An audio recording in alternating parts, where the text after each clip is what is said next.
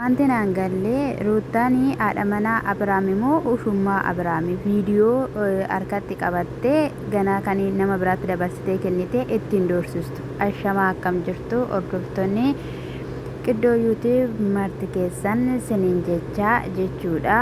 Egaa daaniin guyyaan har'aa guyyaa gammachuuti. Guyyaa itti nama jaalattu abbaa daa'ima ishiitii ergaa irraa gargar baatee yeroo dheeraa turtedha jechuudha. Ishiinillee baay'ee natti toleetoo jira haala addaatiidhaanii jettee gammachuu ishii ibsachaadha jechuudha kan ishiin turte jechuudha. Nagaatu caalaa waan hundumayyuu jettee jechuudha.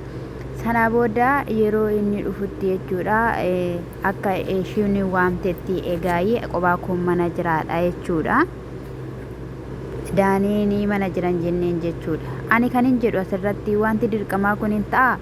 Dubartiin tokko jechuudha gaa'ela kee sirreessi, gaa'ela keetti deebi'i maatiin koo osoo maatiin ishee osoo jedhaniinu yookiin jechuudha kan isaa osoo jedhaniinu jaalalaaf kabaja otoo ishiidhaaf qabanu jechuudha. Yeroo dhala kana jechuudha viidiyoo qullaa waraabdee suura qullaa waraabdee haala kanadhaan doorsistee gara jireenya isheetitti deebiftu mee siniif ennaa yaaddanii jechuudha ammam ishiidhaaf gaarii ta'a. Inni ani otoo Abiraam ta'ee jechuudha dhugaan siniin jedhee inni bakka maaliif jennaan waan barbaadde teelegiraamii tiktook waan barbaade irratti poostii godhan inte namni meeqa poostii ta'eera miti inni jedhe maa jechuudha wanta akkanaa safuudha dhugaa dubbachuudhaaf sirriin goone bakka abbaa mucaa keetiiti mee kana fiddee kan karaa gaariidhaan nuti kan kana hundumaa hojjannee si'iidhaan gara manaatti deebisuudhaaf gara haadha manaa keetiitti gara mucaa keetiitti jettee akka ilma dhiiraa safuu fi aadaa beeku tokkotti atis dhiiradha boru wanta sirra ga'u hin beektu wanta taatu hin beektu gana akka sarratanyaatti faayila harkatti qabadheeraa qullaa keessi gallakkisaa maaliin si ta'a jettanii hanga doorsistanii jechuudha. Dhugaa dubbachuuf wanti kun gaarii miti jechuudha. Gaafa boru ishii faana rafuu ishiin warabamtu viidiyoo qullaa yootuma ishiin raftu jechuudha ka'ee yoo ishii waraabe maal godhu waan tokko yoo ishiidhaa kennee boruudhaan ishii waraabee maaltu fiddu meeshiidha. Harbisma ani baay'een ishee ajaa'ibsifadhe jechuun akkamitti namni tokko akkas godha maa jechuudha wanta akkanaa yaadama haadha abbaa manaa kee kaleessa yeroo jaalalaa yeroo wanti garaagaraa jiru qullaa kee baafattee jala raftee viidiyoo waraabdee yeroo ittiin doorsistu jechuudha. Maal si amanee akkamitti gara keetti deebi'ee ruuttametti wallaalte malee dhugaan siin jedhamee jaalalaan bituu hin dandeessa siin jenneeramu bakka ennanni mucaa salaaluu dhufee maali ani mee jaalala siifan qaba yeroo nani garaatti baadhu ati ilaalcha naaf hin goone nan kunuunsine namiiteetta waan baay'een natti dhagahame jetteeni dhugaadhumaan teessee jechuudha. Jaalala keessa galchite yaada keessa galchite jechuudha. Nama kana deeffachuu dadhabdeetu ganaa isayyuu jechuudha nama biraa waamtee viidiyoo kan waraabde caala immoo namanni jireenya isaa keessatti hin jaalanne as keessee haasaan isaa hin beekamu daanii kana wanti inni jedhu hin beekamu namaaf yaada hin qabu namaaf kabaja hin qabu kun barbaachisaa miti obboleetti keenya baay'ee tokkoon dogoggorte jechuudha. Baay'ee dogoggorte dhugaa dubbachuuf ana akka keetti baay'ee dogoggorteedhaan tamana jechuudha. Hin barbaachisu wanta akkanaa karaa nagaadha malee ennaan dhufa akkatti ishiin hammattee akkatti ishiin dhungattee akkatti ishiin maal taate jechuudha. Erbismaa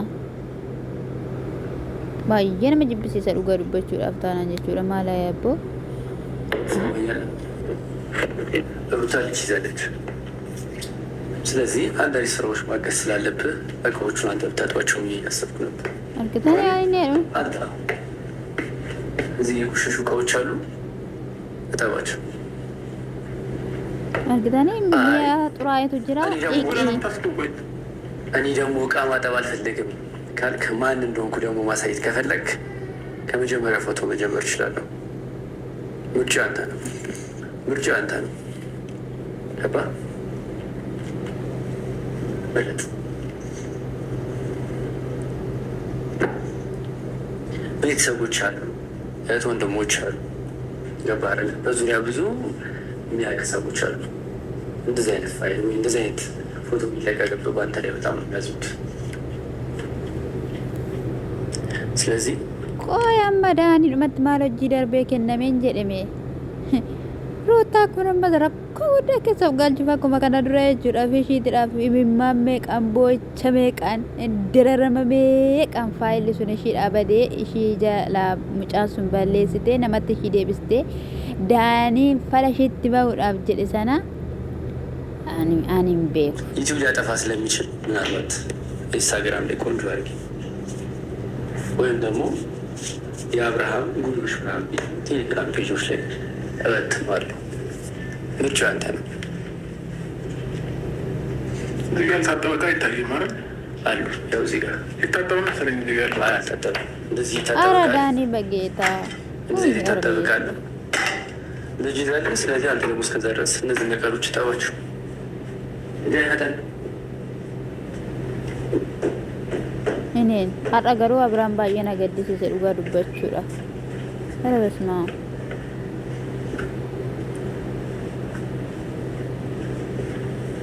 wanti inni godhe wanta salphaa miti garuu jechuudha hanga kanaatti moo hanga maalan jedhani deeffachuun shime baay'ee gaariidha abbaa manaa shii jalaa baay'ee galfachuun shii baay'ee dansaa namatti tola garuu karaa kanadhaan ani hin beeku waan hin beeku hamma mi'a dhiqaa mucaatti kennama isaan hin bahu dhaggeeffadha sagalee isaanii ani dadhabee jira waan ta'eef እንደ ከሰሩ ነገር ሰባር ፈዋንተ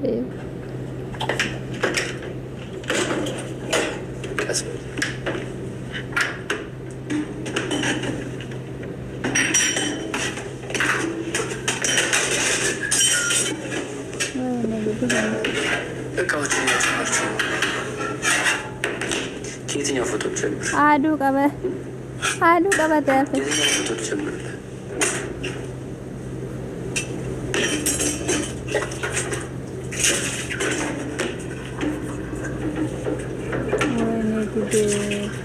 ኧረ በስመ አብ ባየነ መደበረ ዱጋ ዋቀዩ ባየነ መደበር በቃ አሁን ብዙ ሰራ መሰለኝ። እረፍት አለ ኖ እቃውን ከጨረሰ ደጁን ይጠብቃል።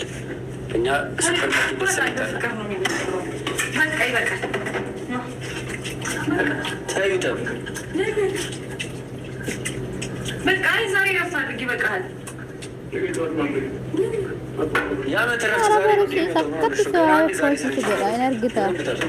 bara jireenya keetii bu'aa fuuf natti fakkaatu.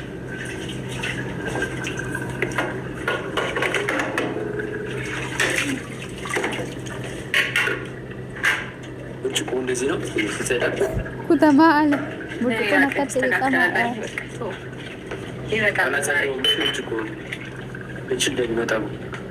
እቃውን ከጨረስ dhiifa manaa godha malee jechuudha. Dubartiidhuma dhiira biraa jala sokku jettu dhugaa rabbi natti hin toltu waaqa. Maaliif garuu ana waa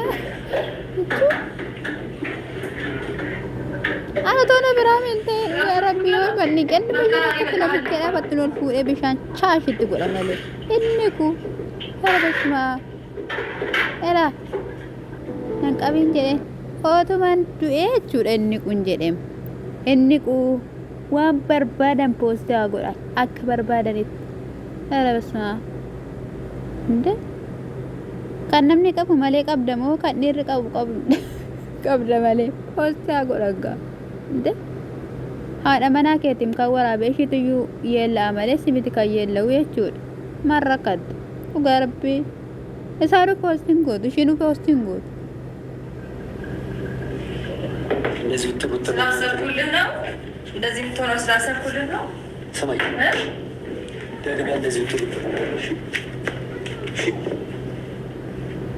ደግመህ እንደዚህ ውጥር እንዳትልባት ተረዳኸኝ?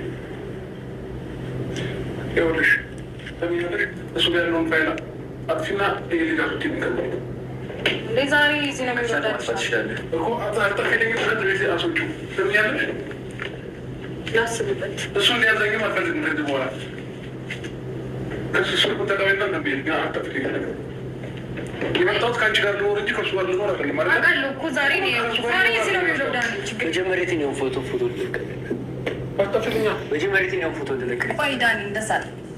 እሺ ልጁን ይዛ ነች። ቶሎ ልጅ በአንድ ልጁን ይዛ ወር ሂድ። እሺ ለምን አታጠፍም? ለምን ትቀደሙ? ለምን አታፈራሉ? አንተ ከማጠፈው ፖስት እንዳላረገው ልጁን ይዘና እያልኩ እንዴ። ቆይ ዳኒ ተረጋጋ። ሲጀመር አንተ እንደዚህ ደንበርቱ ነው ገና ከመጣበት እንደስራለ እንዴ ገና አንድ ቀን ገና ካጠብኩ ብለህ ነው እንዴ? ገና ደስታ ትባለሽ። ገና ቤት ታጸዳለህ። ምን ታመጣለህ? ቶሎ በል ልጁን ይዘውና። አይ አሁን ከልጁ ጋር ያሳልፋል። በቃ ልጁን ይዘውና ቁጭ በልሽ አንተ እዚህ እኔ ዳኒ ግን ገና ከመምጣቱ ቃታ ታጥበዋለህ። ዳንሻ አሁን ከልጁ ጋር ያሳልፍ። ትንሽ ጠጋቡ ሊበድለት ትዕቢተኛ አይሸነፍም እኮ ቀላል ተናንቀው ብዙ ቀሳ አንተ ግን ግፈኛ አይ ጥሩ ነገር እኮ ቀሰቀስከው እንዴ? መታተል ጀምሯል ልጁ ብዙ